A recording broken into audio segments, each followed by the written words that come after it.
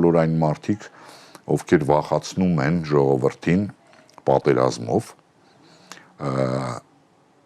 ասելով, որ մենք ինչպես պետք է 10 միլիոնանոց Ադրբեջանի եւ 80 միլիոնանոց Թուրքիայի դեմ պայքարենք, ես համաձայն եմ իրենց հետ, այնպես չի, որ այդ հարցում ես համաձայն չեմ, հատկապես այս վիճակով Հայաստանի, բայց մյուս կողմից հարց է ծագում, այդ դեպքում այդ մարդիկ ոնց են ազրահիլ կտրում, երբ որ խոսքը գնում է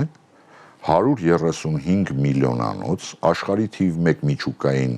տիրության մասին, Ռուսաստանի մասին, ոնց է լինում, որ ասենք 10 միլիոնանից Ադրբեջանից վախենում են, վայ հիմա կգան սաղ պատերազմ եւ այլը կլինի, բայց ասենք 135 միլիոնանոց